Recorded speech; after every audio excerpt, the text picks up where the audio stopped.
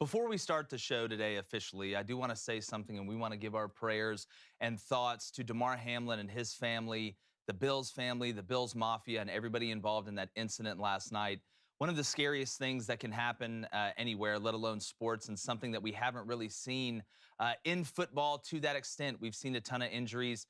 People are going to speculate about what happened. Obviously, has been announced that he went into cardiac arrest. Some people are saying that it's commotio cordis, which is something we see in baseball. I've actually seen that before. But regardless of the speculation or any of that, we just want to send our prayers and our thoughts to Damar Hamlin, his family, the University of Pittsburgh football family, everybody involved, and you saw the way everybody reached out last night. It's just something unbelievably scary. We have the clip of obviously a little bit of what happened last night. Let's go ahead and run that. But before we get going and talk about all the stuff that has happened in the sports world since the break, we just want to make sure, guys, that we let Damar Hamlin and his family know that we're thinking about them and we're hoping for a speedy recovery. I don't have an update right now other than it was reported by somebody very close to him that his vitals were back to normal and that he was in the hospital. So again, football, sports does not matter when it comes to this. Life and death is so much further above than what sports can ever be. We just hope, again, that he's okay. If they make up the game or however it's going to go, it's going to go. But we just hope he's okay. Let's go ahead and run this real quick. You can see him here on the backs, kind of catching one to the chest, gets up normal and everything like that, and then just goes back down. And you could tell by the reactions from the players that this was not something that they were used to seeing. David, they had to do CPR on him on the field, which, I mean, you get to that point. Yeah. I mean, that's the last resort. I mean, that's the Hail Mary of trying to save somebody. Every football game, someone goes down for an ACL or an ankle or for a couple minutes or whatever. You could tell by the player's reaction that something was different because the cameras couldn't get in there. I couldn't even see the CPR situation. Which I'm glad. I am too. And you could tell by the players' faces that this was a different situation. And we talk so much about head injuries in football. We rarely talk about heart injuries. And what you were talking about with baseball, this is why. So my dad always had me wear a chest protector playing sports growing up, especially when I was pitching. And I didn't really understand it because not a lot of other kids did it. And I would wear even a chest protector under my shoulder pads. But if you catch the heart in the right situation, it can really throw off that arrhythmia of the heart beating, which it sounds like is what happened in this situation. And whereas a head injury, time and time again, using your head, that can have long-term effects playing football. A heart situation only takes one hit like this, which sounds like what happened here. Yeah, it's like a one in a million type situation. It's milliseconds. You have to have enough force, and it has to be at the exact time of when basically your heart is resetting itself. It's going through its final, I think it's called the T wave or something like that. Again, I'm not a doctor, but Blaine, typically when we talk about heart stuff with football, it's somebody that during conditioning fell out. Or there was, some sort of stroke or something. Usually it's usually not contact related. Yeah. Right? It's usually non-contact. And the thing with this, and to see all the guys come together at the end of this, it's not about one person, especially on a team. It's about everybody. It's the difference between getting knocked out, someone breaking a leg, an ugly broken bone or something like that. I wouldn't say you get used to seeing that, but you're around it so much that you know what's going on. It becomes normal. Right? It somewhat becomes normal. But to see something like this, if you're a player, to see an ambulance on the field, you see an ambulance on the field, that's already scary as hell enough, all right, because something is seriously wrong. But to be seeing someone do CPR on one of your teammates has to be just absolutely detrimental to you. And I'm so glad, and we'll get to this later in best and worst, but I'm so glad that they didn't play another down of football last night. Yeah, I thought because as a guy who's played football, coached football, who's been knocked out, who's seen people get knocked out, it's so hard to see, but imagine seeing your lifeless teammate getting CPR on the field. There's no coming back. Football is a game. Football is a game. There's certain aspects in football that we take into life, competitiveness, teammates, everything. But at the end of the day, life is so much more important than a game. So I thought the NFL and Roger Goodell got this right.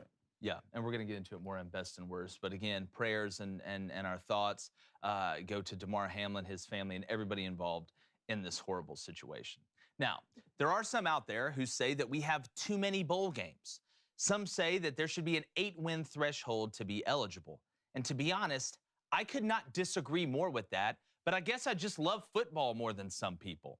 And after some outstanding non-playoff bowls and the absolute thrillers that we saw recently in the college football playoff, how could you want less of this? We had quirky matchups and wild endings. We had nail-biters, showdowns, and Mike Locksley got an unbelievable amount of mayo dumped all over him while he wore a funny hat. We were able to celebrate Coach Mike Leach one last time in a field that had a pirate ship on it, and we watched Tulane get off the mat to beat a real-life wizard with a guy named Chris at quarterback. Now, TCU shocked everybody but me and about 2 other people, while heavy favorite Georgia barely scraped by the Ohio State Buckeyes. Plainly put, the bowl season has delivered. I'm not talking about DiGiorno, and I can't wait to see when the college football playoff goes to 12. I'm going to go ahead and bring in my co-host, good friend, maybe my tallest friend, one of my tallest friends, David Cohn, former Michigan quarterback, which we're going to get into that. I'm going to let Cohn vent on that whole situation. And then my brother, former Western State Colorado wide receiver and former teammate of Austin Eckler, who may have finished him in fantasy if they replay this Bills-Bengals. It really be your own. It really be your own. That's, look, if anybody was going to do it, I'm glad it was Austin. He did tweet out before his game. He's like, fantasy people, if you have me on your team, ride me to the Wait, did he really? No, he did. Yeah, see, I don't want to digress at all from getting into the amazing of bowl season. But that, as a fantasy owner, as somebody who finished top 3 in the league in points, that makes me want to go get Austin Eckler. Your draft status, when you're talking to me directly, I think more players should talk directly to fantasy owners and not say, you know what, I don't care about fantasy, this, that, and the other. Be like, listen, if you draft me, I am going to help win your league. I absolutely love it, David.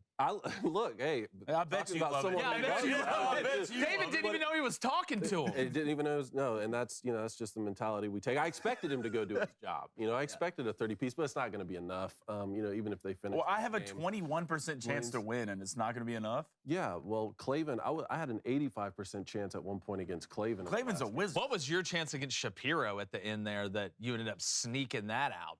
Thanks to Keenan Allen. It was 36%. No way. I think that was tight the entire way through. You want to hear a get off my lawn segment? The percentage chance you have to win in fantasy football. Oh, that's get out of here. I don't need you. Yeah, you're worthless. That's exactly. It's like projected points. Why don't you lie to me one more time? But David, again, I saw something too with the viewership for these bowls, and people say, "Oh, well, I don't want to watch, some of these, Miami, Ohio, or Troy, or some of these other people playing." Troy and UTSA to me ended up being a heck of a game with 2 people that really cared. But when you look at the viewership of the bowls, I mean, just look at the ratings on TV. You're getting bowls that don't matter garner more views than some of the biggest college basketball games and WWE SmackDown. I want more football. And you say, all right, well, it doesn't matter. Every bowl game is circumstantial to me. I hate when we have this blanket thing of, oh, well, they either don't matter or they do matter, or just the college football playoff matters. You're telling me that game for those players from Mississippi State didn't matter? Yeah. You're telling me that game for those players at UTSA trying to send Frank Harris out on the right note didn't matter? It's to me, I hate the argument that we should have less bowls. I want more football. Yeah. Maybe that's me being selfish. Every time someone says to me, you shouldn't get the bowl game is the ultimate reward, and you shouldn't be rewarded with a bowl game for going 500 at 6-6. I agree with the statement whenever they make it to me. Whenever they say the bar should be raised for you to be able to go celebrate the greatest postseason tradition in college football, which is bowl game. I agree with it when they say it to me. But then I watch a 6-win team like Kansas come back on Arkansas and force 3 overtimes, and I'm sitting there riveted watching college football in December, and I think, no, we would have missed out on this game. I watch, Oklahoma and Florida State playing a fantastic bowl game with a 6-win Oklahoma team. I'm like, we would have been robbed. It would have been an injustice for us not to be able to see this football game. So I do agree that there should be certain standards, and I understand the concept that, ESPN and the powers that be with bowls are just making up new games so that they increase revenue. But what's wrong with that? Because we get to see some good bowl games, and I mean, it was a great month. Definitely, and you have some. You won the bowl pick 'em by running away. That was incredible. But Blaine, when I look at some of these games and we talk about teams that, oh, this doesn't matter. I think about that extra month that those seniors get or those older guys get. And then you think about the extra practice time that the younger guys get. It's like a free spring practice for younger guys to try and vault you into the actual spring of the next year with some momentum. There's some teams that are going to take these games and use this momentum to push them to a big year next year, and it showed the younger guys how to do it. I will never complain about being able to wake up Tuesday morning at 11 a.m. and watch a college football game at 11 a.m. in the morning. I don't care if it's the Get Along Gang versus the Jolly Boys. I don't care if it's the redheaded stepchildren versus the blue-eyed white dragons. I'm getting up and watching it, and I love that. Well, the thing about it, one thing that I love, especially with all the opt-outs you're seeing all these games, most of the time, the first time these young kids are coming into play is in a bowl game, right? And that has to be one of the coolest things. And that's the developmental stage that you get, not even that from coaches, from players, the way you're learning how to do things, you're walking into the next year, having guys who are ready to go. With me, I love bowl games. I love football. I will forever love football. But for some reason, I just kind of want like an NIT. But isn't that what it is, though? It's not, though. It's not a tournament. I want an NIT tournament, kind of like the playoffs, but maybe even a little bit more expanded. And let's see UTSA playing in Oklahoma in the championship in the NIT. I don't hate that. You know? I mean, why not? I mean, I really don't hate that at all. Viewership is awesome for bowl games. So you want to know how viewership could be better? Make a little NIT tournament for football teams. Seed it out, right? Seed it out, and let's run it. You have the time. You'd have. I mean, okay, what? How many games could you add? Like, and the coaches be fine with? Like, They're already at like 15 games if you play in a conference championship. Okay, that's but true. there is. But you would have to do it right after the weeks of the conference championship because they take like 3 weeks off. So I mean, the time is down there. A little bit. I mean, it's doable. It's doable. I mean, it's a fun idea to toss around. It is. It is. Speaking about ideas to toss around, what's getting tossed around in the Booster Club? Okay, first of all, Booster Club, Happy New Year, guys. Yes, Happy New Year, everybody. A phenomenal Christmas. Let's go to Old War Skull, 88. $10 dono. Thank you, War Skull. Brother. For the last time this season, now that USC has lost again, lost to a team from a state that eats meat and know what gender they are, can we all just agree that Lincoln Riley and USC are mid? Do y'all think USC is mid? No, I don't. I will say this. I thought the defensive performance, Tulane was outmanned going against USC's offense, especially up front. All right, they had a couple cats running around. Tulane did. They were able to compete, but they were just trying to hold on against USC. Watching USC's defensive personnel attempt to play physical made me worse and makes me think that China's going to invade us a year sooner. If I'm an enemy of the United States watching that game, I'm probably moving up the invasion by at least 6 months if that's what you guys are giving me. But I've said this, and I'm going to continue to say this. I think Alex Grinch is a dadgum good defensive coordinator. I think they had a ton of personnel come in on offense, we know through the transfer portal. You had a couple guys on defense come in and that could help from different schools. I think USC is just such a big brand name, and Lincoln Riley does know how to recruit. Alex Grinch knows how to recruit. Defensive players that are good enough to compete the way that USC fans want them to compete and be the exact opposite of what we've seen for most of the year. Because, guys, don't forget, USC survived off turnovers. That's how they survived. Look in the Tulane game. Tulane was going up and down the field. What really turned that game in the second half was what? The fumble by Spears, who was absolutely running through USC like hot water on a finish line, fumbled the ball and gave them the ball back. USC will be fine. I think it was a good first year for Lincoln Riley. The biggest thing that they have is that Caleb Williams is coming back. You've got Dorian Singer, who just transferred from Arizona, who led the Pac-12 in receiving. Defensively, they don't have to be elite. They have to be good enough. But, David, we've seen this before. USC can get elite players on defense there. It's a matter of time to me. I wouldn't be panicking by any stretch of the imagination the way the season ended. 11 wins in his first year. That is nothing to be sneezed at, especially the way that USC roster was after last year. We had some Oklahoma fans tweeting at us yesterday saying, see, I told you, Lincoln Riley, this problem will always happen. He'll always have elite offenses. He'll never have a defense good enough to be able to win at the highest level. Maybe they're right. Maybe they're right, but also I'm still having flashbacks of those 03, 04 USC teams that were getting the Troy Palomalus and Brian Cushings and all those sorts of players. I think Lincoln Riley can get those sorts of players at USC. I understand that Pete Carroll's identity was to have a smash-mouth defense, and maybe that will never be Lincoln Riley's identity as a team, but you can't tell me that you can't bring in some defensive coordinator that when you can recruit the guys to Southern California to a brand name and tell them that they're going to win championships, that you could get someone to take the defense to compete at the highest level. Well, I would say this, and it's funny you bring up Oklahoma, but Alex Grinch can get it done for USC. I think he can. Let's look at, Alex, one thing Alex can do is what? Recruit to, and USC's a sexy place to go to. I know only on offense, but that type of offense will also bring in what? Defensive players. The same thing with Coach Venables at Oklahoma. They got killed on defense this year. But it takes what? It takes time. Let Alex Grinch do his thing. Let Coach Riley do his thing. 2 or 3 years from now, hell, maybe next year with the transfer portal, you need 2 or 3 guys, well, even especially in the box. Even Mario Cristobal, Miami got their ass whipped up front the whole year, Mhm. but that's not how it's going to be in the long run. But I see the background of Lincoln Riley, I think, David, what you're bringing up with the problems he's had on defense and in big games. I think that's the hill to get over, right? But what coach doesn't what coach that is working his way up doesn't have that hill to go over? They said the same thing about Kirby Smart. Oh, well, you can't beat Nick Saban. You can get up there, but you can't beat Nick Saban. Okay, well, they say, all right, Jimbo Fisher's still trying to get – what was the hill? Jimbo Fisher can't beat Nick Saban. Well, now it's Jimbo Fisher can't win the West. Texas A&M's falling apart. Every coach that's not up there that has already done it has a hill or a mountain to climb to get over. If I'm USC right now, I'm not worried about winning national championships. I'm worried about getting past Utah, who I know didn't play well last night, but you got one more year maybe with them, that you're in the same conference with them, and then you don't have to worry about them. But that's what's in the forefront of my mind if I'm USC right now. And I tell you what, guys, I know Penn State beat Utah up last night, but just something about Utah will use that loss from last night to springboard them into next year the way kind of they did it last year when Cam Rising got hurt in the Rose Bowl. They lose late to Ohio State in a different way, in a different fashion. But I think they're going to use it, man. I still love what Utah And on the Oklahoma, one last point on them, I still think Oklahoma's the type of place that can get the right defensive players at the same time that they have the offensive players. So I understand when Oklahoma fans are thinking, no, this is a Lincoln Riley problem. It's not an us problem. I refuse to believe that we can't have a national championship winning team at Oklahoma. I think they're right on that end. So let's see how this thing plays out with Lincoln Riley out west. Okay, let's go to Greg Hart with a $5 donation. Appreciate it, Greg. Thanks, Greg. Says, do you think the Lions make the playoffs? Do you think the Lions win the NFC North next year? One team, two teams I don't want to see in the playoff right now are the Lions and the Packers. That's exactly right. We're going to go over where the standings are at right now in the NFL.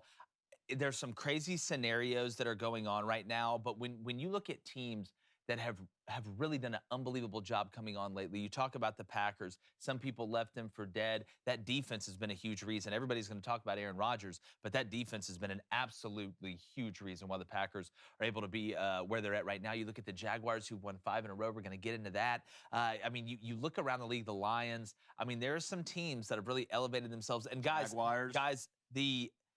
the way this playoff race is matching up, look at what the Steelers have left on the table. We know, again, we're going to get in the Jaguars and Titans. The Chiefs have already clinched the division. We know the Chargers are in the playoffs. We know the Raiders are eliminated. We know the Broncos are eliminated. We know the Texans and Colts are eliminated. We know the Jets are eliminated as well. So it is coming down to the wire here. No Commanders in the playoffs, no Bears, no Falcons, no Panthers, no Saints, even though they had that big win on the road against Philadelphia where the Eagles offense just totally forgot Drew Barrymore style. No Rams, no Cardinals. The Seahawks are in a fist fight to get in. The Lions, the Packers are in a fist fight to get in. We know the Vikings have won the NFC North in the craziest way ever. It's coming down to the wire in the NFL playoffs to make the NFL playoffs, and I, for one, cannot wait. Me neither. Let's go to Dakota Blackburn. Dakota, what is up? He wants to know. I'm pretty sure it was him. Who are you taking first right now? You taking Bryce, or are you taking CJ? CJ Stroud had a hell of a performance. I know, Blaine, you're gonna touch on that like a good-looking mannequin later. If it's me, I'm taking Bryce Young if I'm the Texans with the #1 pick. Bryce Young did nothing for me to be like, nope, that's not him. Came out a little bit rusty early. I think Bryce, when you look at the intangibles, not only from a physical standpoint that the quarterback has to have, Bryce can make elite throws. I mean, the throw he made on the corner to, I believe it was Ja'Cory Brooks, was an elite throw. But we've seen him make tons of elite throws. What separates Bryce Young to me is Bryce Young is one of the best, not the best, but one of the best quarterbacks, at least at the college level, I have ever seen at keeping his eyes downfield while evading pressure. The amount of times that Bryce Young has manipulated in the pocket or outside of the pocket, made somebody miss while being able to find somebody. And I'm not talking about just the 60-yard pass downfield for a touchdown. I'm talking about the 5-yard crosser that he spits to Jamar Gibbs as he's getting hit when he sees a guy. Who else is unbelievable at that? Josh Allen, right? Joe Burrow. Patrick Mahomes, one of the best in the world ever at this. In the NFL, it is not, and in college football and in football in general, it is not always going to go exactly how it looks drawn up. It's just not. Most big plays, come from scramble drills or broken down plays. Bryce Young's ability to make people miss, his ability to be a threat with his legs, to keep his eyes downfield without just blindly scrambling and getting himself hurt, I think makes him the best quarterback prospect in this draft. I think the Texans are in kind of a tough spot, to be honest with you, because I don't believe that Bryce Young will be the next elite quarterback in the NFL, but I do understand the pressure from the fan base to take a quarterback when you do have that #1 pick, especially with how special Bryce has been at college. I would seriously consider taking Will Anderson, but when it came down to it, the pressure may just be too much. They may feel the need to take a quarterback because here's what you do know. You know that Bryce Young would be a better option at quarterback than you have now. And I do think he could at least give you several successful seasons. But if I told you guys in 5 seasons that Bryce Young would either be Joe Burrow or he would be Tua, which one do you think he would be? Oh, I think it just size-wise, it'd be more Tua-ish. Right? I mean, when you look at what Josh Allen's able to do, like you said, or Justin Herbert, or even Jalen Hurts squatting 700 pounds, what he's able to do in the run game with what Patrick Mahomes, I understand that Bryce Young is elite with his elusiveness. I'm just worried that will he be able to do that in the NFL and take the necessary hits when he gets out of the pocket? I'm not sure, but he certainly would be a better option than what they have right now. Well, I mean, that was Matty Ice 1994. Sorry, man, I got confused with Dakota. What's up? No, well, I mean, again, I'm thinking about the quarterbacks that we may see in free agency. I mean, Baker Mayfield in the situation with Matt Stafford. How much would you trust Baker if you're the Texans if you weren't going to go the draft route? You look at, I don't know, Daniel Jones. You got to re-sign him if you're the Giants, right? Yeah. I mean, don't you? You got to. I mean, like, come You're on. in the playoffs. Look at the way the man is This guy was running around the other day. That's what I'm saying. Dropped a 36-point in fantasy. He's He sneaky. dropped 36? He's just sneaky. I mean, you look at the Rushing situation with you know, obviously Jimmy Garoppolo and the Niners getting hurt. You see what Brock Purdy's done. It's just the market. What does the market bear mixed with the fan base pressure? I think you're right, David. I don't see how you don't take one of the quarterbacks in this draft for the Texans. Just don't go get Will Levis. Just don't trade up to get Will Levis. I'm higher and higher and higher on C.J. Stroud. I'm going to get into it in a second. Yeah. I think you want to talk about him too. But who would you take? Who do you think the Texans should take at 1? I'm taking Bryce Young. Okay. And I get the size. Look, I get the size thing, and I know you're easily hurt in the NFL when it comes to quarterback, just how big and fast everybody else is. But I have not seen a guy who has the intangibles like Bryce Young, one who can move like that in the pocket, who can anticipate. 75% of the battle at quarterback in the NFL is anticipation. All right, the kids breaking down coverage. Bryce was outplaying the kids on his team. Like he was outplaying his own receivers. This is one of the worst receiving teams I've seen at Bama. Bama's had a first-round pick, a receiver for what? The last 9 years? Since 2017. Something. Oh no, they had a 1,000-yard receiver every year since 2017. And I would look at first-round picks too. I mean, go through Jerry Jeudy, Amari Cooper, Henry Ruggs, Jameson Williams. These are all first-round kids. They didn't have that at Bama this year. That's why you kind of saw him somewhat numbers get worse. But Bryce Young, I think, will be closer to Joe Burrow than I think Tua. Because I think Tua, going back to college, Tua doesn't know how to get tackled. That's just He just doesn't know how to get tackled. I have barely seen someone square Bryce Young up. Barely seen it. Pressure, blindside, doesn't matter. I rarely see him confused a lot. Now, CJ Stroud played the best game I've ever seen him play at Ohio State. I know we're getting to it more, but the intangibles about CJ, most accurate passer, CJ Stroud, for sure. I'll give him that. But in the pocket, that's why I was worried about CJ. In the pocket, outside the pocket, using his legs. He didn't use his legs the entire career at Ohio State. Yeah. But what did you see at Georgia?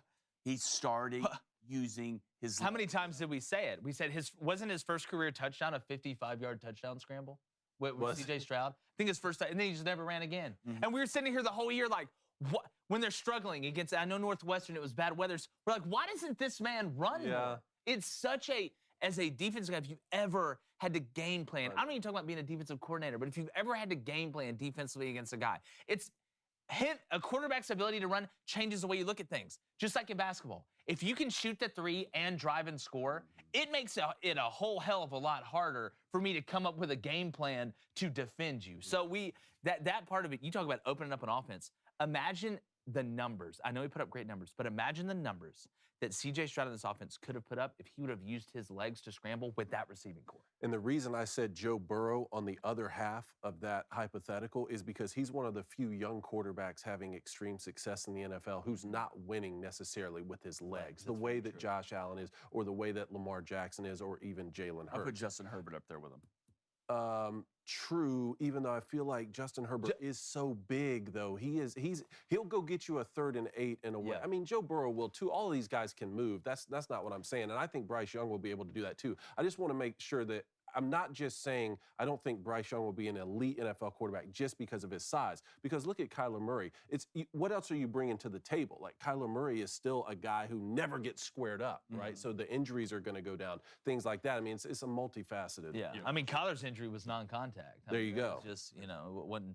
But even so, he was still doing what? Scrambling. He was out of the pocket. And so that shows you that even at the quarterback position, when you're not getting hit, you're still on the move, and it's. And I agree with you. Justin Herbert, to me, is a lot bigger threat to run than Joe Burrow is. I think Justin's such a long strider. He just absolutely eats it. It's like when you watch Josh Allen run, you're like, man, is he really going that fast? And then you realize he's jumping 3.5, 40 yards every time he steps. So, you know, 2.5 steps, 3 steps is 10 yards for Josh Allen. All right, let's go ahead and get into best and worst. We're going to get back to the Booster Club here. I'm going to start in college. There's a ton to go over. We're going to go college, then NFL. Make sure to you go and hit that subscribe button, hit that like button. Go to thedailywire.com, go to Daily Wire Plus, and become a member as well. My best for college football is I got a couple, but the one that stood out to me the most, and we've had some great games, is the non-opt-outs. And again, if you want to opt out, I will never get mad at you for making, in my opinion, what is a smart business decision. But I will applaud the guys who decide to play. Bryce Young, Will Anderson, Emmanuel Forbes from Mississippi State has 6 pick sixes in his career and is about to get absolutely breaded up like he just walked into a bakery. But he went out there and played against Illinois. I know you had Coach Leach and doing all that stuff, but when they asked him, why did he play? He said, because his family's motto is we finish what we start. So I want to take my hat off to the guys that decided to play in the bowl games with NFL aspirations, or even guys coming back next year that are expected to be a big part of the team that decided to play in the quote-unquote meaningless bowl game. But I do not want to use that as an opportunity to slander the guys who didn't play, because it was a smart business decision, in my opinion. So I thought that, you know, you look at the way that Bryce and them played against Kansas State, made that game a lot more interesting, made it a lot tougher on Kansas State. But you saw instances of guys going out there and playing when they could have opted out. I want to tip my hat to those guys. But in the same vein, I don't think that's a knock. And I wouldn't use that if I was a scout 100% against downgrading a guy's, you know, character or want for the team because he didn't play in the, you know, the Real Care Meineke Car Care Bowl. And I don't think it will. Yeah, the I don't NFL execs, I mean, the NFL execs are looking at these guys for so long in advance now. It's not just those last couple of games. You know, even though I do think the Senior Bowl is fantastic in helping some guys get a look who aren't necessarily at the very tip top of the NFL draft boards. But now I agree with you. I don't think it'll hurt those guys. But how fantastic is it to see? We're just talking about Bryce Young, right? So let's just talk about him. I don't know what his future is. He may go on to be a Super Bowl champion. He may go on to be a guy who plays on a couple contracts, right? Has a few good NFL seasons, moves on with his life, and is exceptional at whatever he does next. He will always be one of the best quarterbacks in Alabama history, and he will always be someone who played in the Sugar Bowl and threw 5 touchdown passes. Went out the right way, and I do want to say this too, Blaine. While it may not be a knock against some guys who didn't play, I do think it's a nice little feather in the cap, and maybe the thing that puts somebody over that. Maybe it's what takes the Texans to say, you know what?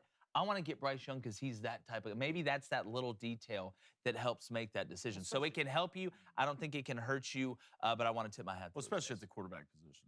Because what do you look at the quarterback position? You're looking for leadership, right? I've been always one of these type of guys. I never had the chance to go play in the NFL or something like that. But if you can play, you play, right? If you can play, you get your ass out there and you play. I won't knock you for not doing it for a bowl game just because of the future of yourself and your family and stuff like that.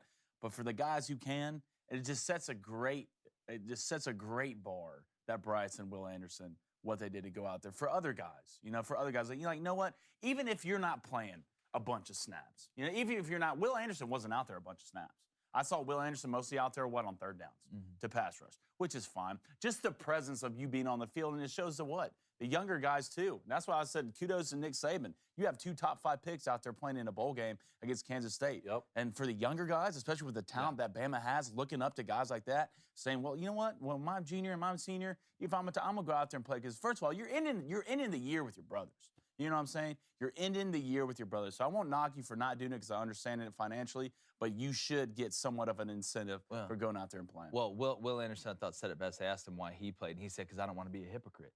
He said, all I've done is tell all these guys, the team. It's about the team. And I think, again, it shows you the type men that are being produced. And when you mix those type of people with that type of talent, you see why Alabama has done what Alabama has done under Nick Saban. You see what's really at the heart of the blueprint. It's the people. That's what the heart of the blueprint is. All the structure and the resources and all that stuff is nothing but an appetizer waiting on the entree of having the right people in this type sport to be able to win. Now, another one of my best, I want to make sure and give a shout out to Willie Fritz and Mike Elko, who I think did the best coaching jobs out of anybody. Throw Jim Moore Jr. in there as well, but getting UConn. But guys, Tulane won 2 games last year. Now, I have personally got my ass kicked by Willie Fritz and Georgia Southern there in Statesboro when we went and played him. I know about what he can do from an offensive standpoint. I know he's evolved. I thought that was an absolutely unbelievable year and turnaround from Chris Pratt. Think about some of the games they won. They go on the road and beat Kansas State. You know, you have that bad loss in the middle of the year that if we were talking about maybe college football playoff teams, Tulane could have got in there. And after seeing what they did against USC, I don't think they really could have stopped anybody, but they could have scored some points with some guys they have on that offense and the quarterback they had behind there. Then Mike Elko at Duke, ACC Coach of the Year and well-deserved. You knew that David Cutcliffe was going to help make the right decision to find the person to replace him, and boy, did they. And if you look at Mike, he comes off as kind of a hardened guy, but if you knew him and knew the way the players felt about him, he is such a great fit for Duke. I think is a perfect fit. I want to make sure I give kudos to those guys. Unbelievable year from Duke, and what a way to end it there at the end of the season. So those are my best. My worst, any individual who had to watch the Iowa versus Kentucky game, okay? And again, I think Iowa, they're obviously making changes. You look at Cade McNamara coming over from Michigan, but good Lord, Kentucky on offense. I thought it was going to be bad with Eddie Grant. I thought it was bad with Eddie Grant, and it was. You basically got in the time machine. I know they didn't have Liam Cohen had no personnel to work with, especially at quarterback. Devin Leary's coming in. Don't panic, Kentucky fans. But goodness gracious, that game was just absolutely wild from an unbelievably disgusting standpoint to watch. And I'm a defensive guy. Iowa did get the 2 pick six, but man, I got worse watching that. And then targeting. I'm going to continue to say this. I will die on this hill. If you really cared about player safety, you would call targeting on offense, number one. But how the referee throws the flag in the Kansas-Arkansas game when the quarterback for Kansas is trying to get into the end zone with the 2-point conversion to tie the game and goes low to try and get in. Just the audacity to throw that flag. If review wants to buzz in and say, hey, it's targeting, we need to look at it, that's one thing. But that official, you're one of the worst. Please never talk to me or look me in the eyes again. I do know who you are. But the fact that we do not call targeting on offensive players for lowering their helmet absolutely destroys the narrative of it's just about player safety. Because, again, that's like saying, all right, well, if you drive on the left side of the road, you can't do this. But if you drive on the right side of the road, you can do it. They're equally dangerous, but we don't punish one person for doing it. And we'll punish, not only will we punish the person who does it, we're going to throw you out of the game. And better yet, if it's the last game of the year and it's in the second half, you got to sit out the first half of the first game next year, which could be a huge game. Don't give me player safety under the guise of player safety when you don't call it against the offense, because it's the same action, it's the same motion. And let me give you a little hint. Most targeting, you want to know why it happens? It's because the offensive player lowers himself first and the defensive player reacts to it. So that's my worst. I'm going to continue to scream it. And look, I'll just Harvey Milk this whole thing when it comes to targeting. I thought the 2 pick sixes in the Iowa game you were talking about were going to blow the under. Oh, but it didn't. Oh. Did you have it too? Oh, no, Blaine had the over at what? 21.5. 21.5. You see that Iowa last drive? You had the over at 21.5. I had the over at 21.5 and one bet in the under 38. 21-0 at halftime. I know, because Baby Cone had the under at 27.5. we can't score 3 points in a 4-quarter football game. It's bad. It's bad. And then what hurt the most was the What last hurts drive. the most? I was trying to go score At the last end. drive. Yes. Wide open kid. Throwing, overthrows. Oh, I didn't know you were begging for that to be caught. I was begging for it to be not caught. No, I was Kentucky watching turns Blaine. into the best defense in the nation the last drive, of course. Why were they throwing the ball that late? trying I to know get the better. announcer was like, Trying oh, they're to trying to get work better, on some David. things. In the game. I think because Brian Ferentz wants to be like, see, We told can you do it it. worked. Told you it worked. Oh, we're right sorry. now. Yeah, right now we're batting 1,000 in Oh, January. man. But no, that Utah scoring late last night. I had the over 50 to finish the 3-leg parlay. It was at 49.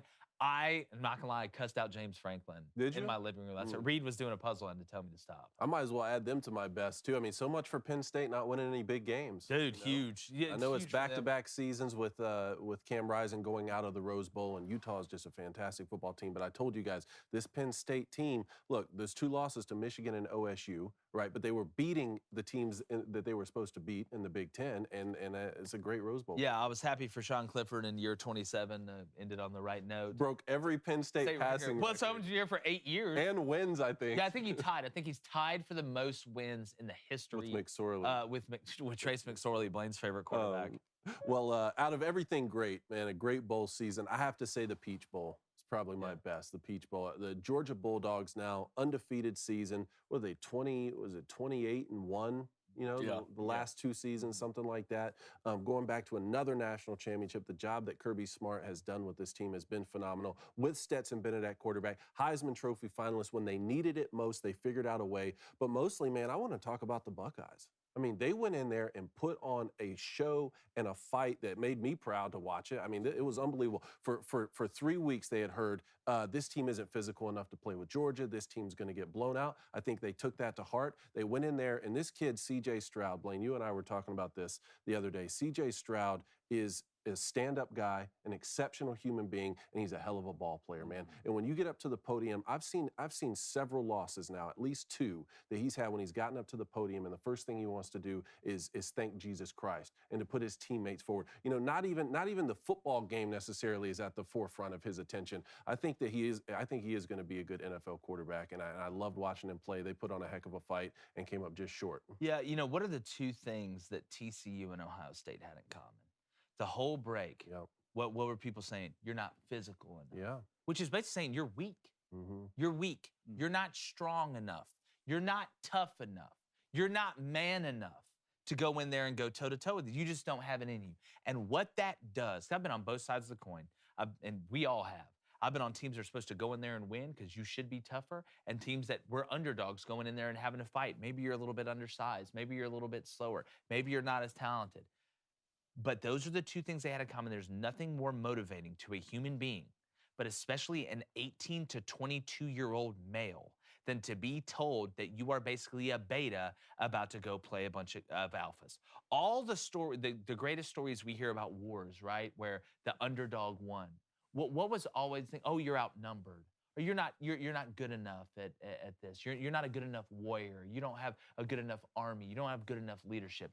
The way that brings teams together to be able to take their play, not only from an execution standpoint, but to a physicality standpoint, it is a mental game.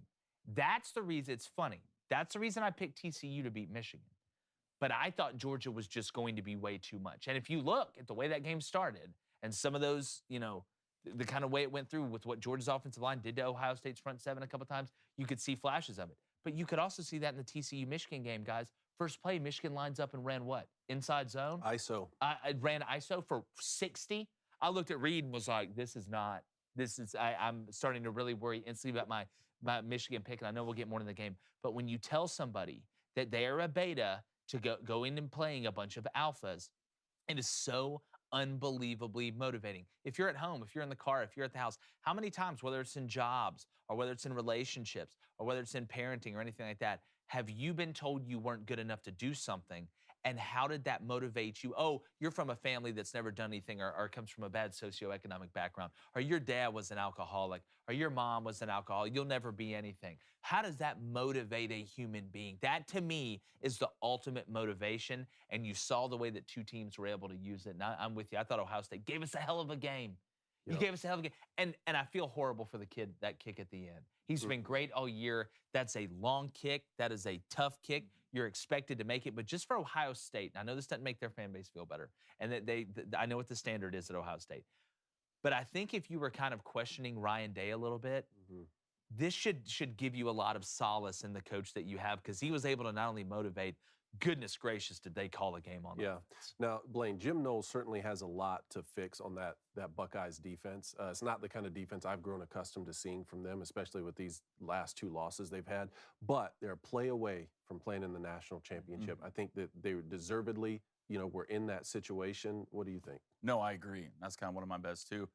The playoff committee, they got it right. They did. Right? They got it right. TCU deserved to be there, and we saw that. Ohio State deserved to be there, and they saw that. One thing about Ohio State that stood out to me the most, their offensive line whipped Georgia's ass for about 3/4 of that game. They really did. Whipped their ass, and that was my biggest question. It wasn't like I'm not worried about the receivers for Ohio State, good as anybody in the nation. The defense, it got players all over the field. Can you hang with Georgia up front? And you saw that, and even when they didn't, CJ did what? Moved well in the pocket. Marvin Harrison Jr. is going to be an absolute problem. He's the best player in college football. An absolute problem in the league. Ohio State proved to everybody, hell, even proved it to Michigan, right?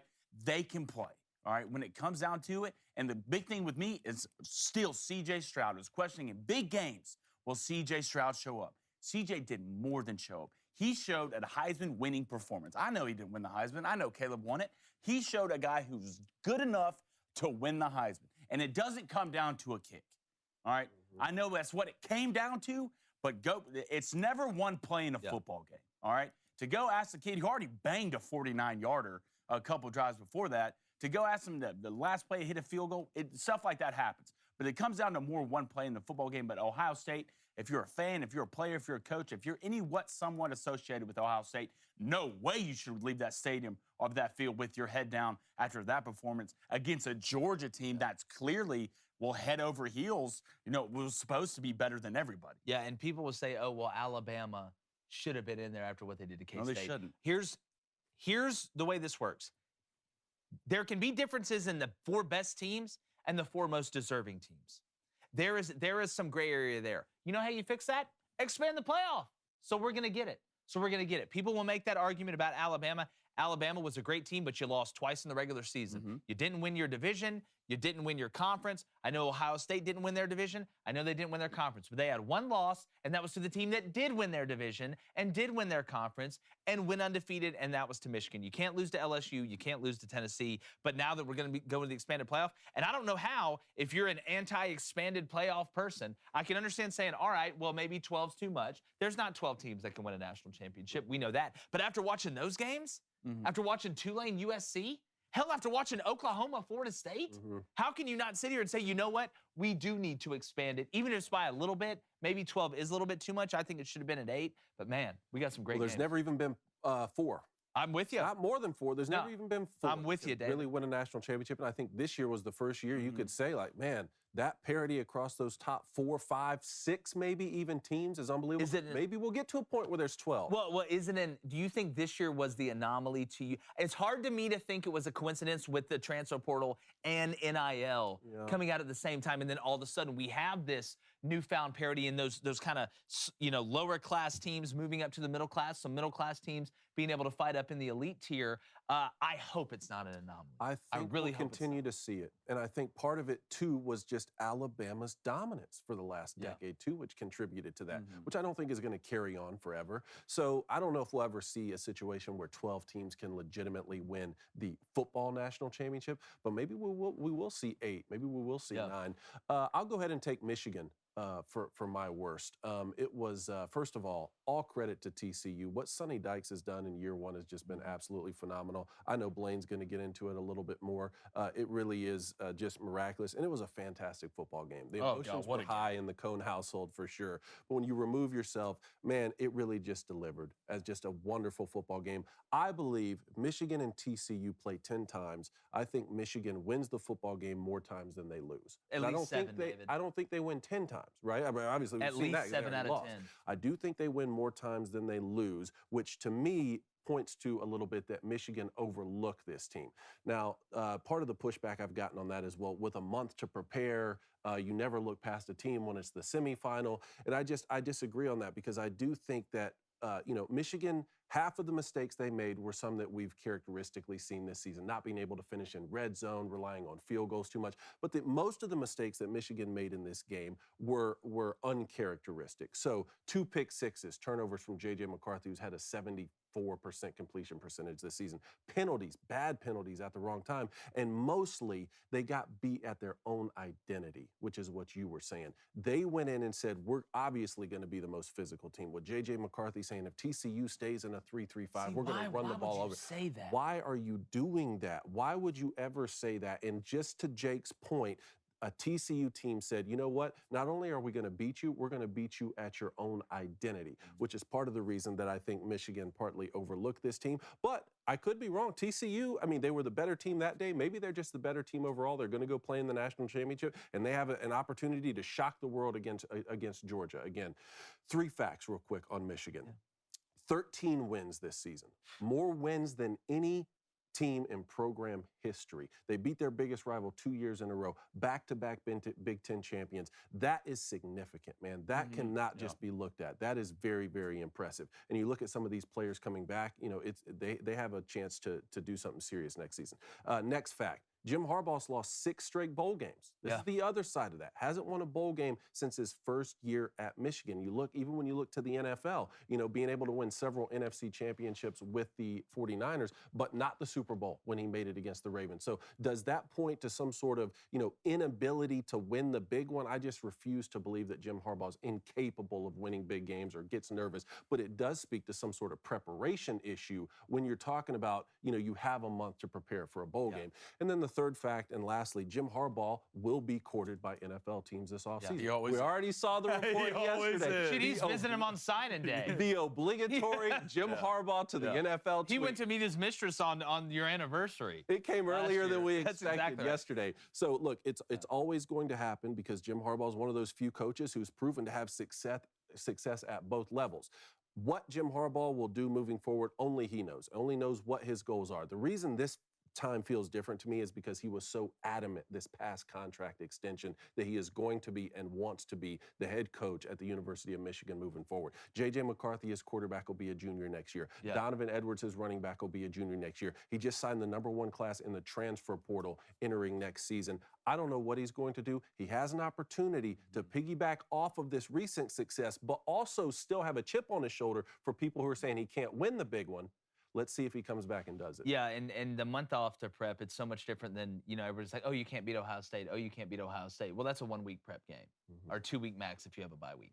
It's so different prep-wise, preparing for a bowl game. It's such a different element. I do think he needs to look at his preparation. But I will say, if I told Michigan fans 2 years ago, right after they lost to Ohio State, oh, hey, by the way, you guys are going to make the playoff the next 2 years. You're going to beat Ohio State the next 2 years. You're going to win the Big Ten the next 2 years. You're going to fall a little bit short, but you have a lot of guys coming back in year 3. They would have taken it in spades, in droves. It wasn't even close.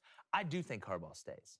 You think? I think he stays. I think now he has the leverage. What is more, these guys all feed off ego. We know that you have to be able to operate this. He went from being the guy that was living off his name, that was about to get fired, to now you have the leverage. Now you just won more games than any Michigan program has ever won, and Michigan is back. Michigan is back to where they believe they belong. And it is where they belong. Michigan is a blue blood. It's great for the game. I will also say, I tell you what, on Saturday, it about went from the highest highs to the lowest lows real quick if you're a Michigan fan. Because you went from beating Ohio State, making the playoff as the 2 seed, going undefeated, to losing to TCU and about to watch Ohio State go play TCU, which is very beatable, A lot more beatable than let's say Michigan was, in my opinion, if they were to play them again in the national championship and totally flip the script of where Ryan Day and Harbaugh was. You averted that disaster. But if you're a Michigan fan and you're upset, I understand that. I get that. But goodness, you got to be a lot happier with where you're at than where you were. Well, this is the thing. I don't think, you know, as if Harbaugh being this great coach, they're going to overlook TCU in any type of way. Why would you? One, you have 28 days. 28 days to know who your opponent is since that Purdue game's ended, all right? Last year was about what? Beating Ohio State. This year was about what? Winning a championship. A championship team doesn't look past the one team they got to beat to get there. And David, we talked about this earlier. Before this game started, I would have took Michigan 7 out of 10 times. I would have.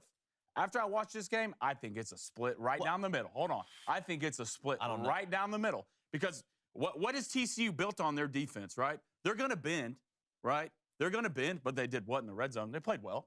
They played well. I mean, you gave up, you're up 21-6 at halftime. Got a 4th down and goal stop at the beginning of the game. They have an NFL quarterback. I think Max will play in the NFL. They have an NFL running back. They have 2 NFL tackles. They have 2 NFL receivers. And their defense are a bunch of scrappy older guys, right? And the thing with Michigan, right? You know, you're Donovan Edwards' dog. Offensive line, great. Phenomenal receivers, right? JJ's still a young cat, right? This is the first time he ever been in a game like this, in a semi-game that matters this much. I know Ohio State matter. I know rival game matter, but this is different, right? And the risk and reward with JJ, right? He can make great plays, huge plays. We see him, hell, I saw him roll out 30 yards behind, wrap the sidelines and almost scored, right? But there's a risk with that, right? There's a risk for your reward with guys like this, all right? And those pick sixes were on him to a T. That out was on him. Next one, look through a guy. The same guy who had the hell of a game, I can't remember the outside linebacker's name, had a hell of a game. Captain of the defense, pick 6. These are the games you play, right? Physicality, I get it, but that 3-3-5, right? Triple option of defense. Right. That's what it is. It's tough to deal with. It's tough to deal with. I feel like if these teams played out of 10 times, the thing about TCU on offense is what? 1, they know how to spread you out, right? 2, they mix tempos. How many times has the defense of Michigan seen that in the Big Ten? How many times? Purdue, maybe, right? Don't really mix tempos that much. Ohio State, right? They don't see stuff like that, right? We're going right now, right? You could tell. Hell, the defense was tired in the first half. Yeah. Let's just think about the breaks and they made their own breaks. But how many times out of a 10-game set is Michigan going to fumble the handoff at the half-yard line? How many times in a 10-game set is Michigan going to call a trick play inside the 5 after you just smashed it all the way going down there? I think a lot of breaks fell TCU's way, but that's why they play the game. That's why they play the game. It is one game. You get 1 first quarter, 1 second quarter, 1 third quarter, and 1 fourth quarter. And TCU, when you run that style of defense, that's why people look at Iowa State and they're like, how is Iowa State giving up like 18 points a game? That 3-3-5, it is the anomaly. It's the look you don't really get, right? Whenever you're playing a triple option team. Well, we got to prepare for it because we don't see it. We got to get used to doing it. We take a week in the offseason to work and get better at it. That's why everybody was saying, oh, this 3-3-5 against Michigan's never going to work with the way they run the ball. I'm going to tell you something about the 3-3-5, and I'm going to tell you why it works. Number one, if you got a nose that zero's a dog, you can blow up a lot from the inside out quickly. Well, why do you think that teams that run it typically have that anchor at nose that is able to stop everything? Second thing, you don't know where guys are going. Like you line up in an overfront, I got a pretty good idea, even if you stunt, where you're going. Or if you do stunt, the couple options you have. In the 3-3-5, you may drop a guy out of a helicopter coming straight from the Namibian coast. I don't know. You can send blitzers from everywhere. It is hard as a quarterback to predetermine, and I'm talking about in the pass game too, where guys are going to be. That's why I think you saw J.J. McCarthy looking through people on that pick 6 on the out. He never saw the guy because he thought he was coming, right? So I feel like when you're playing in a one-game winner-take-all situation, it's like in the NCAA tournament. Yeah. When you're playing one of those teams that just holds the ball the whole time. Or they just run what? Backdoor cuts, backdoor cuts, backdoor cuts, backdoor cuts the whole time. And you look up and you're like, how in God's name is Loyola Chicago going to the Final Four? Like and you add that with the old scrappy guys, I believe you there, but I legitimately think Michigan beats TCU 7 out of 10 times. But guess what? Their ass ain't playing 10 times. They played one time, and it was on Saturday, and it's win and advance. It's survive and thrive. It's your one opportunity to go get it, and it's how the breaks fell. everything frustrating in that game. When you look at the reverse call on the touchdown pass, the fumble on the very next play, the reverse pass call on 4th The and wrong 2. spot, David, on the touchdown to that Roman one Wilson. on the wrong spot, That, 2 how yards crazy further was back, that? 2 yards further back. Playing cover 0 on 3rd and 8 and letting their best player score an 80-yard touchdown Ohio after you State just did. beat the Buckeyes.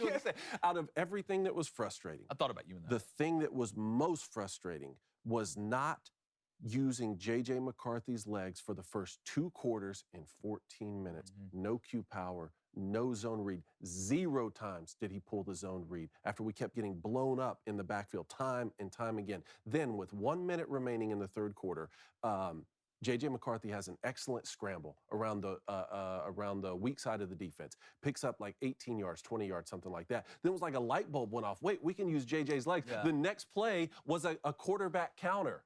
Was a quarterback counter with the guard and the tackle leading that led to the touchdown. Then we started actually trying, and then the 2-point conversion attempt that we failed on was another quarterback design. I'm like, man, we could have been doing this for the entire first 3 Who's that on, quarters of the Dave? game. Do what? That's on coaching. No, I get it. No, and What's that? and It has to be something.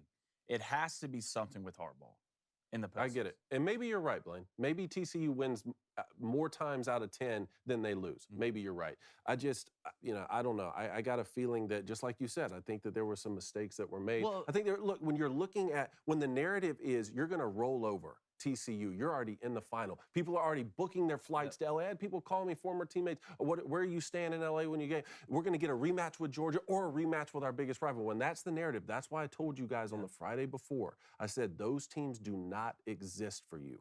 And I just feel like they look past it. Let's not give Michigan's defense a pass either. It was terrible execution. You're running just shallow crossers. Quentin Johnson just takes and's gone for 80 yards. Oh, yeah. I hadn't seen Michigan play like that on defense. It started with their first touchdown, I believe, right? Was a shallow cross. He brought everybody, and then you go later, it's 3rd and 7 on the 80-yard touchdown. But you say the same thing about TCU. Max Duckett, both his picks were tip balls. Well, both of them were drops from the receivers that Michigan picked off. So I think that you can go either way on people missing out on things. It's just the way, sooner or later, both teams had unlucky bounces, right? They did. That's what I think.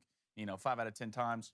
It was a hell of a thing. Well, let's get to NFL best and worst here in a second, but I do want to go to the Booster Club. Yeah, I'm gonna finish mine real quick. Okay, go ahead.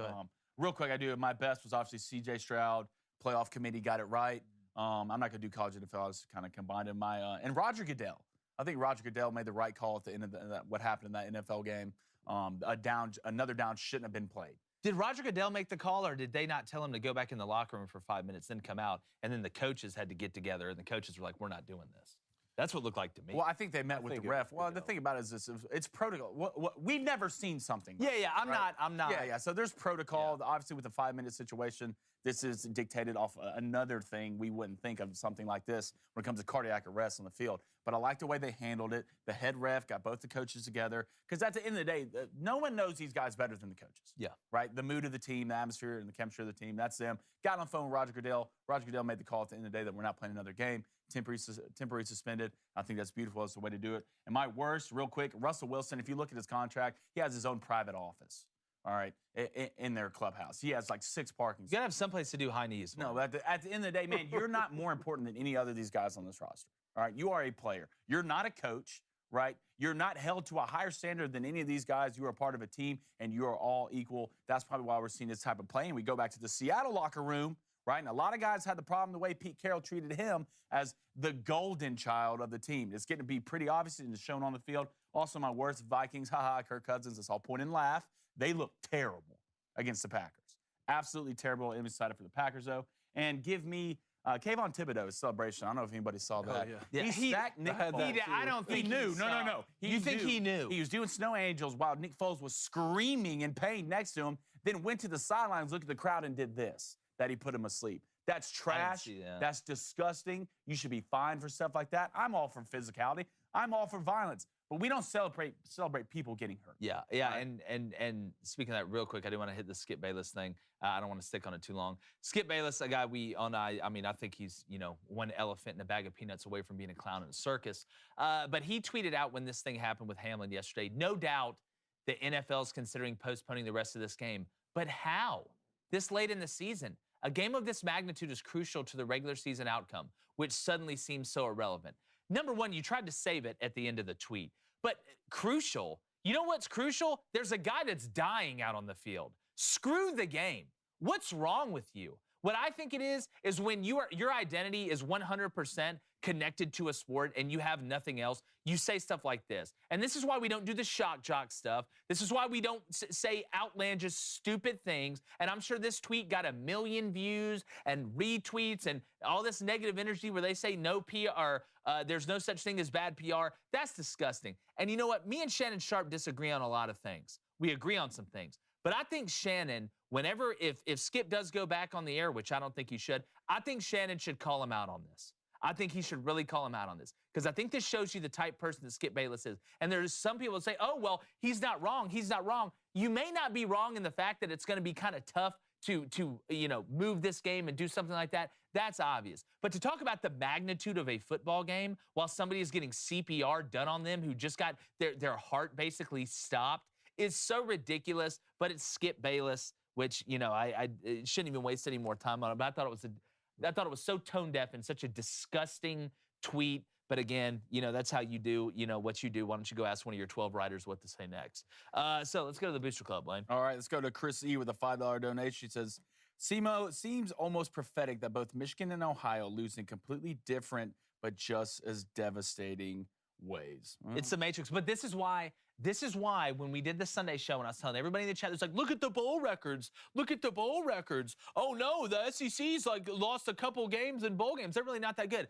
Okay, so if you're going to use that theory, let's look at what just happened. So obviously the American Conference is better than the Pac-12. Let's go ahead and write that up. Tulane beat USC. One of the best teams from the Pac-12 lost to one of the best teams, not the best team in the American. So I guess UCF could run with Utah and all this other stuff. It is so circumstantial in these games. It is unbelievably circumstantial. They're saying, all right, you know what? Well, I guess the Big 12's better, than the Big 10 at the top. No, it's not. No, it's not. I think Michigan wins that game 7 out of 10 times, but it's not 7 out of 10. It's 1 out of 1. They're circumstantial. Some bowls mean more than others. Some bowls have players opting out. Some bowls, there's a smaller team that is playing against a bigger team that has a bunch of opt-outs, and it just means more to them. That's why the blanket statements and looking at bowl records to determine which conference is the best is an absolutely awful way of doing things. It's worse than the transitive property, which is the worst way to bet, by the way. Don't ever do that, especially in basketball. I agree with you on the point, especially on the circumstantial point. Like I said the other day, every single bowl game said it is exactly a unique right. situation with unique circumstances. I think the reason that a lot of people are so quick to point out when the SEC is losing bowl games is because they have been so dominant, right? It's just the same reason people want to hate Tom Brady or Michael Jordan. And then another reason is when you have the motto of it just means more as the Southeastern Conference, and you have this sort of this narrative of our mid-tier teams are even better than other conferences, top-tier teams, and then you have some of your mid-tier teams go and lose to other mid-tier teams, people are going to pounce. Oh, for sure, for sure. And look, you take your punches when you can, right? Take your shots when you can. I think it's a fascinating argument. What else do we have? All right, Garrett Flores with a $2 donation. Thank you, Garrett. Appreciate it, brother.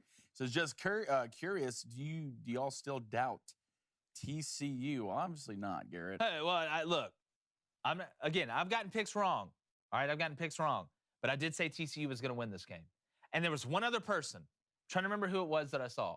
Everybody else picked Michigan. I think everybody on the networks picked Michigan, which, you know what? Look, I mean, I don't think that's a crazy pick. A lot of things had to happen for TCU to win that game, and they just happened. That's football. That's why you play the game. It makes me feel good. You picked Michigan in your pick'em bracket, though. I did. Yeah. Yep. I had a change of heart last second. And hey, when it mattered, that well, was I kept hearing, and then really, I changed my mind when J.J. McCarthy said that. And you weren't stupid to do it. Yeah, like it's one thing for the media to say it. It's one thing for us to say it. It's one thing for Paul Feinbaum to say it. But when a player from the other team says it, I mean, that's a different level of calling somebody out. Young mistake, useless. That's never helped anybody. What do you think? It's going to make y'all play harder? Oh, man, we should beat the hell out of these guys if they run what they believe in. So I would rather you come out and say, look, we're going to win the football game. I guarantee you we're going to win the football game because this is then who question we are. their And this manhood. is who, exactly. Yeah. If you make it about yourself, right? No, we're going to, I really don't, I've never had any problem with people like guaranteeing a win like that. Like when Joe Namath did it. It had nothing to do with the Colts, right? It had to do with him and the Jets. So if J.J. McCarthy, there's a way you could come out and guarantee a win that I would shake my head and be like, all right, maybe it's best to keep your mouth shut, but I could get behind that. This right here, questioning their entire identity and philosophy on defense and that you're just going to out-physical physical them, you saw what happened. Yeah, you got too specific. That was your problem. All right, Troy Jacobs with the $5 donation. Appreciate it, Troy. Says off topic. That's okay. Which football position players make the best head coaches? My opinion is defensive backs. Wonder where you got that from. Yeah. Now, in my opinion, I always think it's middle linebackers and centers and quarterbacks. I mean, I think if I had to pick one, though, it's a quarterback position. I mean, you have to know everything what's going on. You have a built-in advantage as a coach because you have to know what's going on in everything. Like if I'm a defensive end, no disrespect, I don't really have to know what the safety's doing in coverage. Like I know, hey, what type of block am I getting? What's my assignment? Am I stunning? And that center, have to see everything, diagnose everything, protection, calling out who the mic is, understanding the cadence, understanding how to throw people off. Inside linebacker, you're basically the center of the defense, telling everybody, getting everybody lined up, making sure the front's right, knowing what the coverage is, getting the call in, communicating the call, things like that. I think it's a built-in advantage. All right, go ahead. Let's go to Billy Two Shoes with the $5 donation. Oh, Billy that's a son of Billy One Shoe. Yeah, I know. Yeah. I'm calling Billy Two Shoes Jr. Yeah. Do that $5 donation. Appreciate it. Billy, can you believe silly people that don't do their research pick State to finish last in the SEC West? The stat 3-year leads QB gets 9 wins holds true. Did one of us pick? I think I had Mississippi State going 2-6 or 3-5 in the SEC. I can't didn't remember. have them do it. I had a tie. I didn't have anybody solely, I believe, in last place in the West. It was like a log jam. I had, I think, 3 teams at 4-4, 2 at 2-6, something I've like never that. been happier to get a pick wrong. Oh no! Look, here's what I say. Here's what I say. When you have to try and guess the record of every team in Power 5 conferences, you're gonna get some wrong. Let's see. Let's see what your picks were, Billy. Let me guess. You have Mississippi State going undefeated. Yeah, I'm going undefeated. I'm just glad they got that last win with Mike Leach and Will Rogers, who is coming back. But let's not act like, I mean, Mississippi State had a good year, came on at the end and beat that reeling Ole Miss team. But I feel like Ole Miss felt like this year they could have had an even bigger year than what they had at the end. But no, I was happy to see Will Rogers and those guys go out right. I'm interested to see how this recruiting class sticks together that Mike Leach had signed. They made basically a pact together that we're going to play together. But from research standpoint, how many people pull on Inside Zone? Tell me that answer. Love that. Tyler Jarvis with a $10 donation. Tyler, this is beautiful. I'm glad you said this. He says, Blaine, I will never forgive you for saying Pulp Fiction is mid. Yeah. We're now dumber for having listened to it. There we go. I Get it. award you no points. And may God have mercy on your There he is. soul. Tyler, I love it. Look, 2023 is a year of violence. It is the year of Also violence. the year of the dragon. Yes, the violent dragon. Not a lot of people know like that. that. All right, one more, and then we're going to get to Let's go to the Daily Wire chat. Question Hugh_3. When the NFL season ends next week, can we get its mid awards? A mid VP, a mid OPY, mid DPY, a mid ROY, and etc. So that's the mid awards. I love that. That's a great idea. Can I'm we all go ahead for and let's go ahead and copyright that? We'll have the mid awards. I think it's great. All right, let's get to NFL quick hitch, Coney. Let's do it. Let's do it. All right. So I want to take one of my NFL bests and move it to quick hitch, which is the New York Football Giants. Winless in 4 straight. Then they won 2 of their last 3. They haven't had a winning record in the past 6 seasons, and they're going to the playoffs. And the last time the Giants won the Super Bowl, they went 9-7. The wild card. they win the Super Brian Dable has Eli got Manning. the most out of Daniel Jones that you can get, man. Danny Dimes. I want to, if we can, which I know we won't, but can we run back the tapes of when we were talking about Danny Dimes and whether or not they should give him the contract? Because I believe, if I'm not mistaken, which I'm pretty sure I'm not, I said they should. You did. I said they should. You did. Why I said that, I don't know. Yeah, I was about to say. I was like, you got to show me. He's just. I think that the head coach is doing a great job with him, keeping him inside the offense, right? Getting him outside the pocket, making things simple, not too complicated. And it's helped him a lot. It's a run game. Saquon. The Saquon coming on this year has done nothing but help Daniel Jones develop slowly, but getting better. That defense is phenomenal. You got to give him the contract. You got to give it to him. got to. He's taking you to the playoffs. You got to. Right? You say, I know he probably only threw for like 180 yards, right? But 2 rushing touchdowns. He's not scared of contact. He's making less mistakes. The big thing about Daniel Jones last year was just the turnovers. Turnovers, the fumbles, the blatantly terrible interceptions. he's gotten a lot better. He's seen strides, and I think he's got to be his guy. It seems like him and Geno Smith have really, really put an emphasis on taking care of the ball, and you're watching the way that they're blossoming. Two of the most underrated receivers, I think, in the NFL. One is Richie James from the Giants. I don't think he gets enough love. Wan'Dale Robinson going out, he's helped kind of, curb that. They had both of them at the same time. And the second one, Jawan Jennings from the 49ers. I'm going to tell you what, guys. You watch this cat play, number 15. I know Ayuk's a dog. All right, Deebo Samuel, I know he's hurt. He's a dog. Christian McCaffrey's a dog. George Kittle, put him in the dog pound. But Jawan Jennings plays a lot like T. Higgins to me when I watch both of them play, but it's not just the big catches that he makes. It's the blocking. Like, you watch him, and you watch Lazard block, and you watch some of these teams that have success after the catch or after the handoff. Their receivers are able to block. It's just something I've noticed the past couple weeks. I don't think you people put Darius Slayton in there from the Giants too. Yeah, but Darius always seems to screw something up at some point during the game. Like, he always fumbles or drops a wide open pass. I know he made the Pro Bowl. But I think Darius Slayton gets a lot of love. I mean, he just got elected to the Pro Bowl. I mean, I don't think Jawan. Yeah, I think they get a lot of love from like the NFL and stuff like that. But you go ask a random person on the street.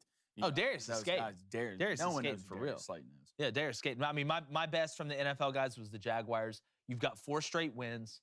All right, what Doug Peterson has done. Here we go, playoff Doug. New Year Doug.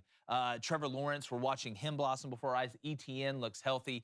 You love what the defense has done, even though they've given up 32 points to the Titans when they started the win streak. They gave up 34 to the Cowboys. They've given up 3 in the last 2 games. I know it's against the Jets and Texans. I know you're not playing against the Harlem Globetrotters on offense, but one of the coolest things, they played the Titans, who are reeling. Josh Dobbs is going to start, which I think he should start. I think he gives him a better chance after what we saw last week. But they let the fans pick the combination for the uniforms for this game. The Jaguars or the Titans? The Jaguars. The Jaguars are at home. They let the fans pick the genius, brilliant marketing. Jacksonville, it seems like they've really, since what we saw with Urban Meyer and how bad that was, made a great decision with Doug Peterson. It looks like you have your quarterback from the future. You've got picks. You've got space. I'm telling you guys, right, here we go. Trevor, it was a matter of time, in my opinion, before Trevor figured this out. And how has he blossomed? We talk about Geno Smith and Daniel Jones and not making mistakes. He's not trying to force things in big situations. Old Trevor Lawrence, 3rd and goal. First drive of the game at the 3. I'm scrambling. Nobody's open. I try and make the impossible play and turn it over. Now guess what he's doing? He's throwing the ball away when it's not there. They're taking the 3 points. They're playing smart, and they're confident. I think the Jags, and I'm sitting here in Nashville. Taylor Lewan's a good friend of ours. Shout out Matt Rogers, our buddy as well, the PA guy. I just don't see how, with the momentum the Jaguars have right now, outside of them absolutely Post Malone falling apart, that the Jaguars do not win the AFC South and that the Jaguars are not in the playoffs. You started this win streak with the Titans. All right, remember, you got blasted by the Lions 40-14, which started their streak a little bit. You started it with the Titans. Can you finish it with the Titans at home? If you're a Jaguars fan, you could not ask for a better situation. Blaine, any chance the Titans beat the Jaguars to win the AFC South? No, and I've been meaning to adopt an NFL team. I really have. Really? The Titans? Huh? No, I'm not a Titans fan. I'm not a Giants fan, no. Being in the state of Alabama, it's college football all day, 24/7. There's nothing else that matters. I mean, other than just eating and sleeping. Or be a Saints fan. Yeah, I mean, I guess be a Saints, but I've been meaning to adopt an NFL team, and I'm really thinking the Jaguars are my squad. I really think. I adopted the Flyers at hockey. You know, I think the Jags are my team. I think they beat the Titans. I think they're a better team than the Titans. I love Josh Dobbs. Love the story of Josh Dobbs. And hell, man, he got to like 13 days ago and look rocket scientist. Look great. Oh, have you seen his parents? Yeah, his mom. You want to know where the aliens are? You want to know where the aliens are? Josh Dobbs' His mom's really tall. There's no way Josh Dobbs' family is from planet Earth. There's absolutely no way. I just don't. I don't see how. One thing about the Jaguars, they have been extremely bad on stopping Derrick Henry. Derrick Henry has rolled over them. I'm thinking he had 130-plus yards last time they played. He murders the Jags. He kills the Jaguars. No way he does it 3 times. So now he's done against the Texans. So now, right? So now, if you're the Jaguars, your defense is playing extremely well lately. You beat a Houston team that you've lost to like 5 times in a row, killed them 31-3. Can you stop Derrick Henry? Right? If I'm taking anything out of this game, if I'm a Jaguars fan and I'm on the field, you are not beating me with that thing. Yeah. All right? We will do whatever we have to do to stop him, and we will make Josh Dobbs, Treylon Burks, Robert Woods, and these guys beat us. But I'm going to adopt the Jaguars. They're my squad now. Yeah. Oh, nice. Well, we like to taste the lion, and now we want more of it. My worst, the Commanders. I'll be quick on this. Ron Rivera didn't even know they didn't make the playoffs after the game, first off. Yeah. And I thought, and I've given them credit for what they've been able to do with all the stuff behind the scenes with Dan Snyder and all the crazy stuff that's gone on with that organization. But you thought Carson Wentz was going to fix this? I think he's done. You thought putting in Carson Wentz when it was on the line was going to fix this. No. Fool's gold. Fool's gold. Stupid decision. It cost you. You knew it was going to happen. I mean, it's Carson Wentz. Come on, man. I think he's cooked. I think Carson Wentz is done. I didn't think Taylor Touch My Heineke was playing that bad. He wasn't playing that bad. It just, you start out thinking yourself. And I think karma, when you don't let people say what they think, I don't know. I feel like it comes back and gets you. I love that. How about the Eagles? Jalen Hurts out the past 2 weeks. They've got the Eagles must win, and I think it's against the Giants, actually. Must win to clinch that 1 seed. Yeah, Giants are locked into the 6th seed, regardless of what happens. Win, loss, happens around them. They're locked in the 6th seed. So do you play all your guys? Do you rest your guys? If you're the Eagles, you need to win this game. Like, let's not. We know you're in the playoffs, but you talk about just feeling, right? Like how you feel. You want to be playing your best ball going into the most important times. We talk about this in college basketball all the time, which we've got a college basketball segment tomorrow. We're going to hit.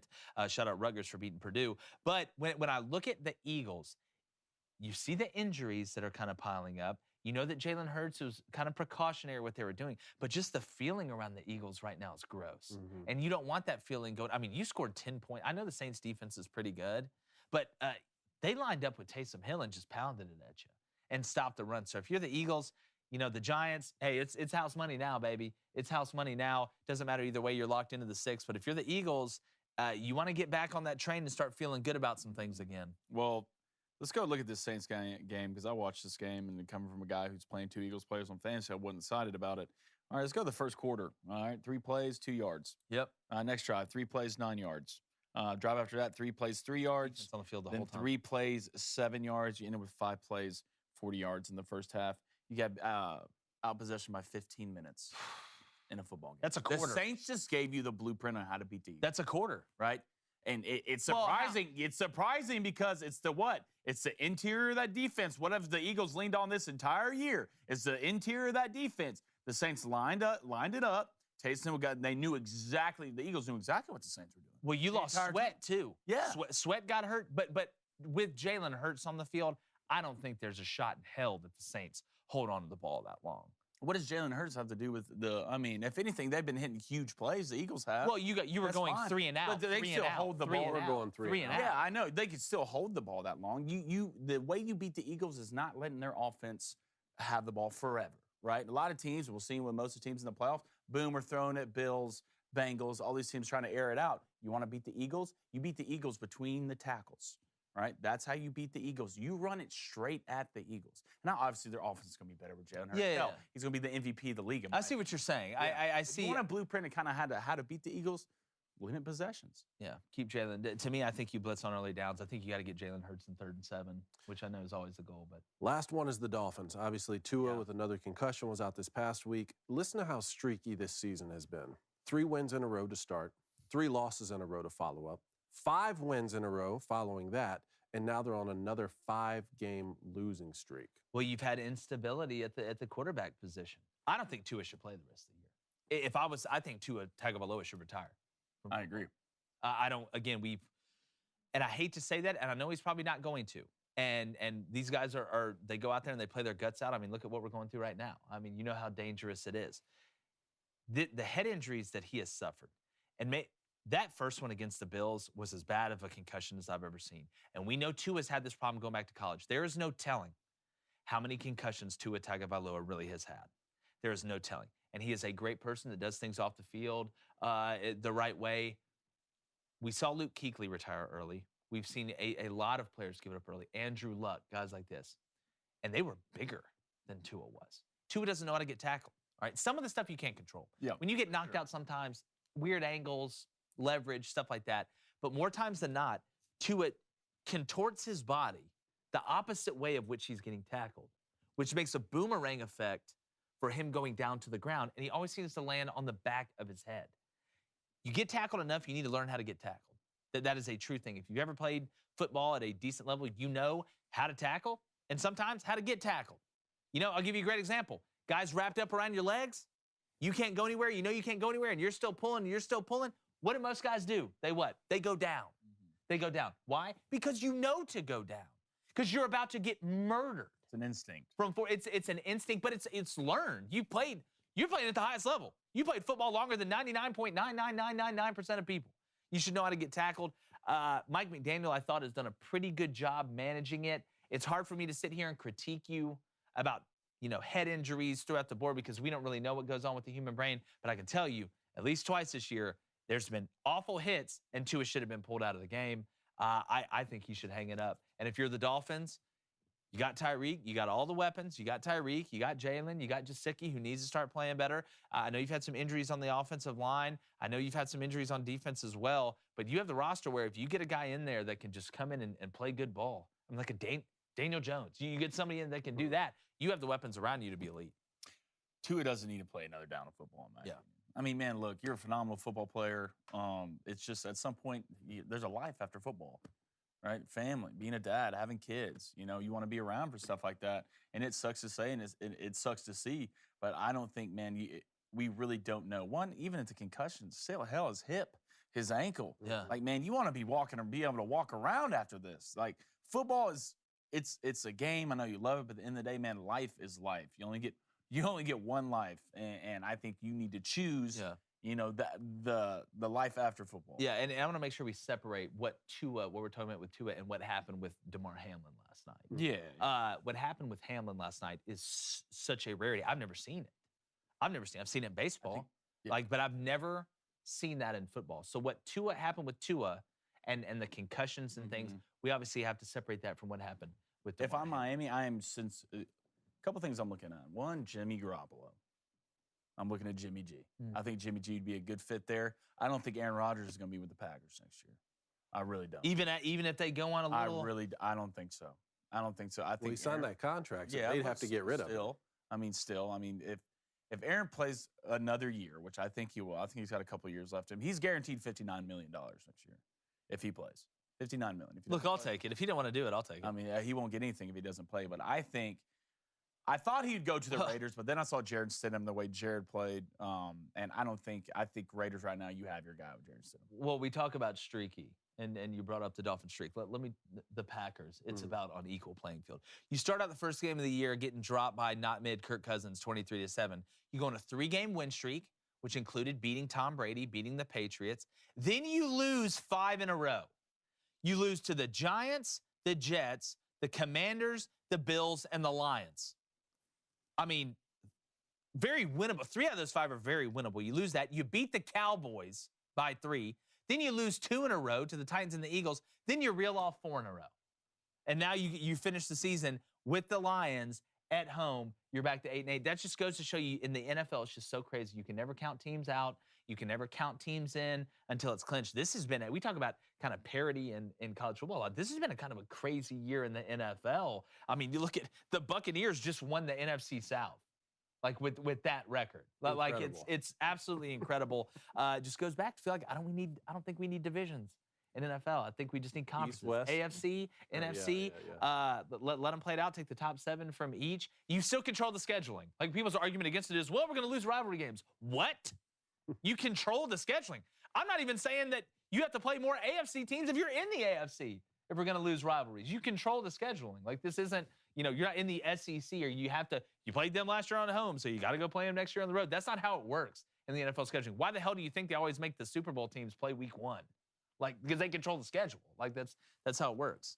All right, a couple things here. First, we have a donation, but I want to get to this first. Airborne Dan, our Daily Wire chat, says the NAIFC opening qualifiers coming up. You suppose they will cover it. What do y'all think the NAIFC is? Is this the poll? No. It's a question. NAIFC, Say the whole National Association of Igloo Fighting Championships. God, you're in the right realm of igloo, cold. Say it again. The NAIFC opening qualifiers coming up. Suppose they will cover it. Airborne Dan. Association of Ice Fishing. Fishing. Ice fishing. Let's go. Ice fishing. Let's The go. North American Ice Fishing American. Circuit. Not National Association. The American Dodgeball Association of America. There we go. That's ESPN. Airborne Dan, I don't know if Ocho. we'll cover it, but since you just asked, I'll keep my head. We'll in. see. And there's someone else, God, there's a rodeo question. Yes, a bull riding rodeo question. I think it was on Twitter. This is kind of, you know what? Did he make it 7 For seconds? a couple cold opens, I'll look up this kind of stuff and we'll get into it on the cold open. Let's go to Drew Stein, $5 donation. Appreciate it, Drew. Says, Coney's exactly right. Michigan, did not keep all their eyes on the Horned Frogs. However, the best season in 25 years, and all players should be commended. Yes. Agree with everything there. I disagree, Drew. Let's go back to the Daily Wire chat. Let's go to Neil H. How does the Pac-12 one more year match up against the SEC and Big Ten next year? Williams, Penix, and Nix on the Heisman. I said this the other day. Y'all know me. I feel like the SEC has been the dominant conference. I don't think that's super debatable. I think that's pretty much fact. But next year, the Pac-12 is going to be as close as I think they may be as good as the SEC next year. I can't believe those words are coming out of my mouth. But when I look at Washington, when I look at USC, when I look at Utah, which, by the way, all these teams are returning their quarterback, by the way, but it's not just that. Oregon and Bo Nix coming back.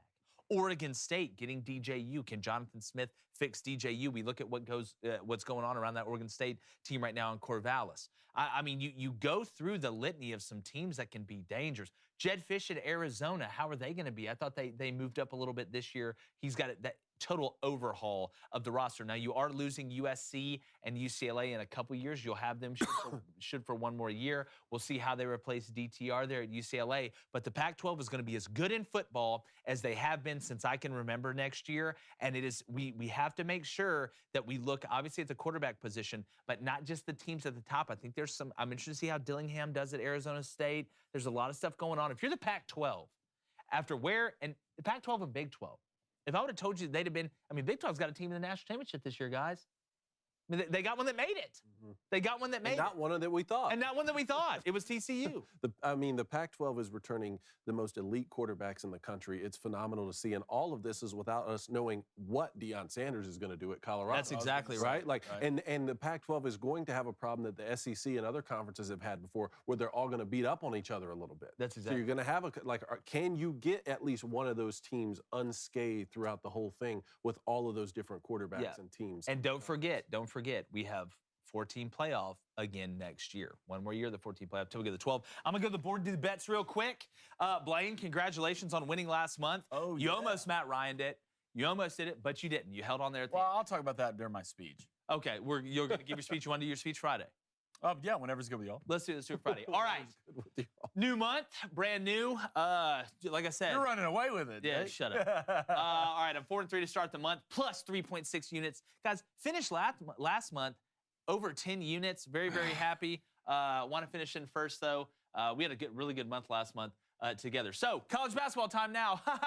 Who knows? So, give me Nebraska, Michigan State over 131.5. I know that Nebraska plays slow on offense. I know that Michigan State plays even slower on offense, but give me Joey Hauser. And look, what Hoiberg's doing at Nebraska right now, after the way they looked last year, they have Alabama transfer Jawan Gary, who's playing pretty well. I think this could be a little bit more high scoring than what people think. Give me Michigan State 67-62 in this game. That would be a total of I'm losing my mind, 129. So I don't need that. Give me Michigan State 71, Nebraska 65. That should get it. Then give me Marquette minus 2.5 on the road at St. John's. If it was Papa John's, I'd be more worried. Expect a lot of points in this game. Over-unders at 156. That's a lot for me, a little too tall for my taste. But give me Shaka Smart minus 2.5 in the Marquettians. Ooh, the Marquettians. The Marquetians. Those are both hitting. Yeah. Oh, yeah, for sure. Those are both hitting. Golden Eagles, I think. We'll take two college basketball parlays. In the first one, give me Alabama, Tennessee, and then Kansas. Kansas money line is going to have a tight one tonight. That's plus 124. And then the second one, I want to take Texas, Wisconsin, and then the undefeated New Mexico at plus 103. I love that. All right, this is what I'm taking. Good month last month. Stick a little NBA. I'm going to take a college bet, but I'm going to do mostly NBA this month. I really think I am. Give me the Celtics money line in the over at 230.5. That's plus 155. All right, give me the Tennessee Volunteers money line.